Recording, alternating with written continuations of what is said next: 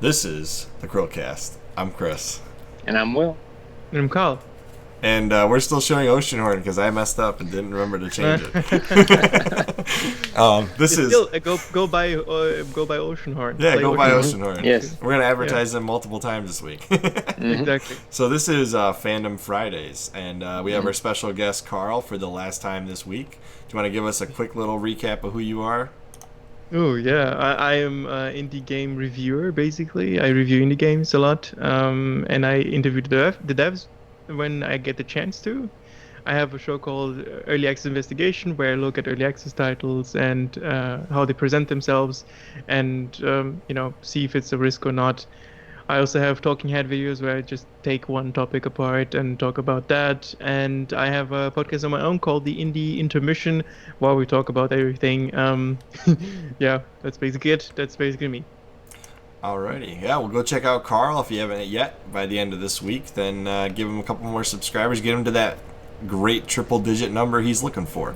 That sweet, sweet 00. Yeah, but make sure if you go sub to him, it's not just out of sheer liking our channel. Do it because you like his content, because dead subs don't help anybody. Yeah, if you just have a look around, maybe watch one or two videos, maybe not the longest ones. Like after you've watched a few things, then you can watch the other stuff. But like, if you have an hour to kill and you just or if you're like ironing your clothes, just put it on the podcast and have a listen to it. There you go. That's basically what you should do. But seriously, go check out Carl. He's got some good stuff. Yes. With that being said, Will, what do you want to recommend to the viewers for FANDOM Friday? All right, so this one's kind of a little bit out there, but I'm recommending a book on Norse mythology. It's by Neil Gaiman, I believe you pronounce his name. It's really cool. So if you've ever dived into Norse mythology, it's kind of complicated. It's a lot of different stories for the same phenomenon, and it's really scattered, and like every age is a little bit different. And he does a really good job of condensing it in this book and trying to make it more of like a coherent story. So you try to read it like an actual book. It's pretty good.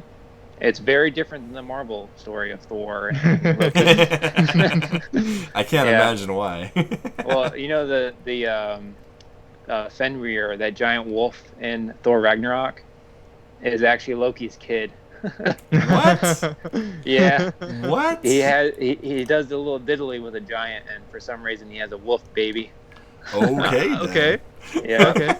You might have to explain this off camera a different day for me, Will. I'm so confused. Yeah. There's the author, by the Loki. way. Here's the author right here. He's got some scraggly hair. That's what I would expect from him. Interesting. This guy actually does a foreword for the new Ray Bradbury books. Really? For the Fahrenheit 451. So if you get the newest copy, he has a foreword in it. Huh. All right. Completely off topic. Anyway, this is really good. If you want to have an easy way of getting into Norse mythology or learn a little bit more about Chris Hemsworth. Goodness gracious. Chris Hemsworth. You can read this book. It's great. Oh, boy. All right. Carl, do you want to go next, or should I? You can go first.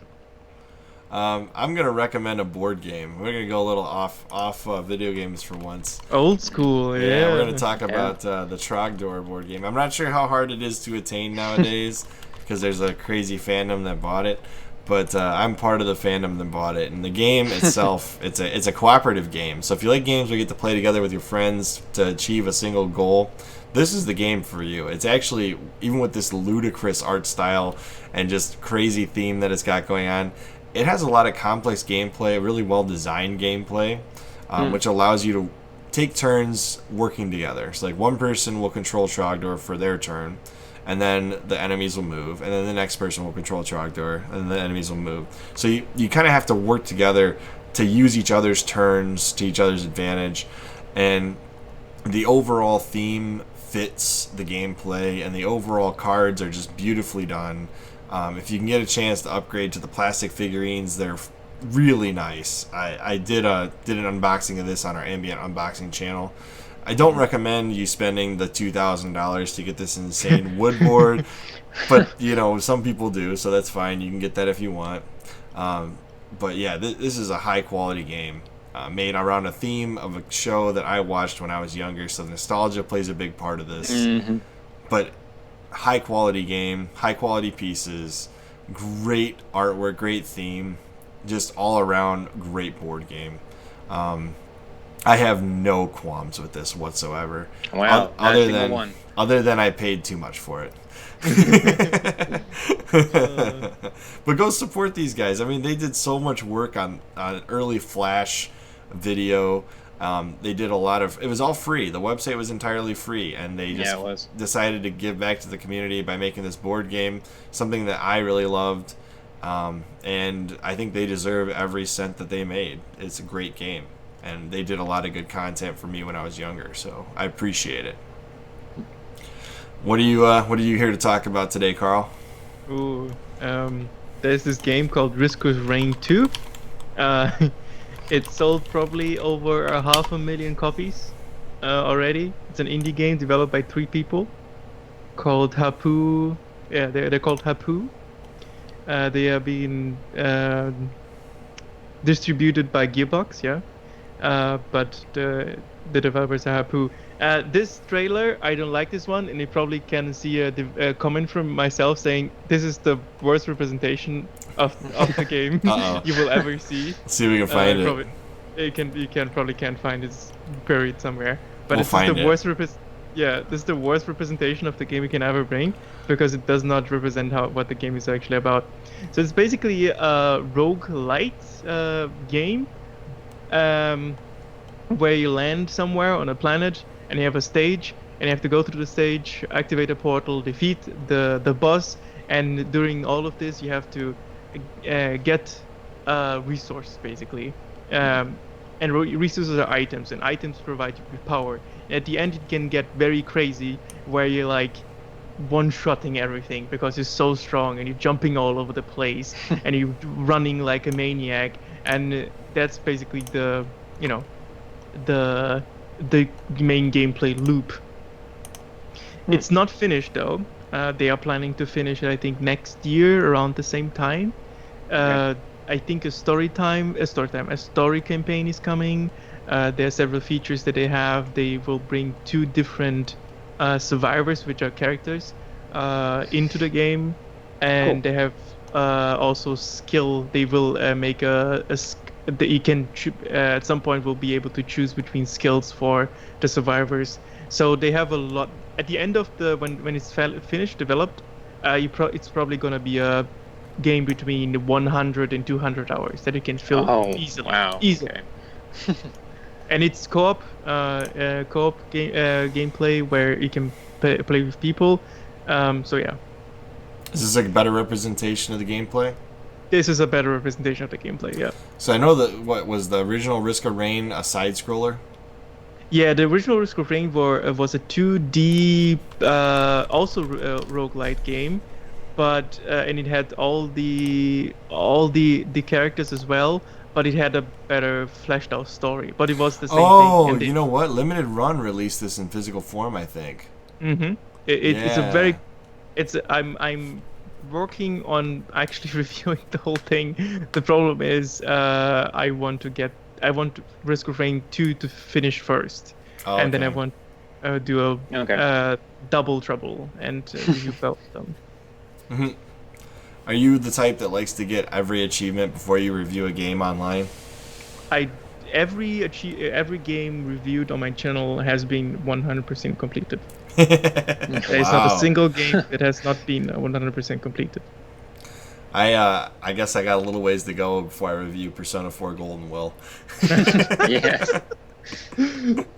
I'm like 3 trophies away. I got 3 left, I think, on that game. It's gonna take me a little while. In fact, I've even let my brother-in-law borrow it for a little bit, so it's gonna be even longer before I finish it now. Yeah, I mean, those JRPGs that are one of the main reasons why I just refuse to play them. It's because I don't want to sink 120 hours of my life in this thing. Anyway, so you really like this Risk of Rain 2, though, huh? Risk of Rain 2 is very good. I have already 170 hours in this game, so Wow. Wow. That's a lot.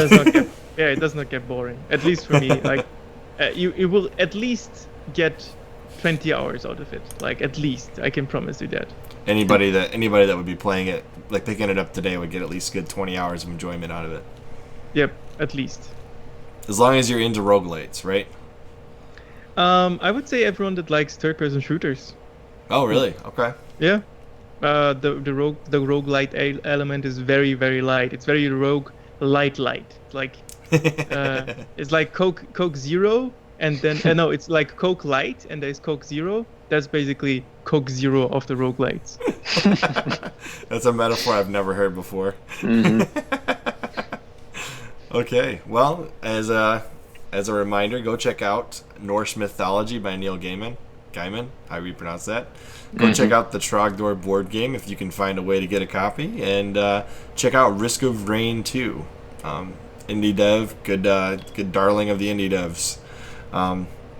As always, I'm Chris. And I'm Will. I'm Carl. And I just want to say thank you for being on the podcast this week, Carl. Yeah, thank you. No problem. Thanks for having me on. Yeah, I just had a brain fart there. I don't know what I was going to say. But as always, we'll see you On the next CHRILLCAST. Go check out Welcome. Carl Lucas. Bye bye.